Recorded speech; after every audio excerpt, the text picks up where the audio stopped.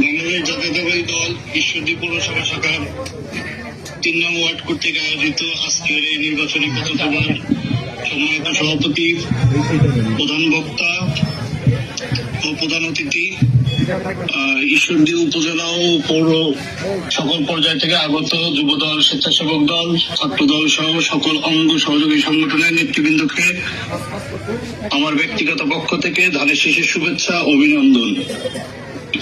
এখানে বক্তব্য দেওয়ার তেমন কিছু নাই। বাংলাদেশ জাতীয়তাবাদী দলের চেয়ারম্যান জনাব তারেক রহমান ও দলের হাইকমান্ড পাবনা ৪, ৭১ ঈশ্বরদী আটঘরিয়া আসনে ৯০ গণ অভ্যুত্থানের মহানায়ক, পাবনা জেলা বিএনপির আহ্বায়ক, আমাদের প্রাণপ্রিয় নেতা জনাব হাবিবুর রহমান হাবিব কাকার হাতে ধানের শীষ তুলে দিয়ে ঈশ্বরদীবাসীর উন্নয়নের জন্য পাঠিয়েছেন।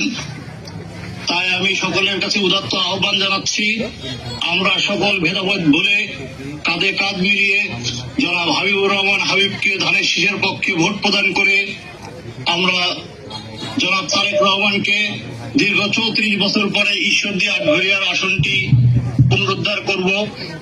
আমি পরিশেষে একটি কথা বলতে চাই, যারা বিভিন্নভাবে ধানের শীষের বিপক্ষে কাজ করছেন এবং ধানের শীষের পক্ষে এখনো কাজ করার চিন্তা ভাবনা না করে বিভিন্ন ষড়যন্ত্রে লিপ্ত আছেন,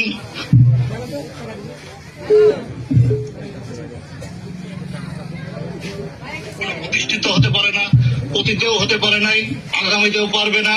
সেজন্য আমি সকলের প্রতি উদাত্ত আহ্বান জানাচ্ছি, আপনারা ভুল পথে না থেকে আমাদের সাথে আসুন, একসাথে কাজ করে হাবিবুর রহমান হাবিবকে বিপুল ভোটে জয়যুক্ত করে সংসদে পাঠান, ঈশ্বরদীবাসীর উন্নয়ন করার সুযোগ দিন।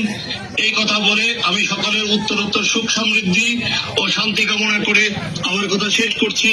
বাংলাদেশ জিন্দাবাদ, শহীদ জিয়া অমর হোক, খালেদা জিয়া অমর হোক, দেশনায়ক তারেক রহমান জিন্দাবাদ জিন্দাবাদ। সকলকে ধন্যবাদ।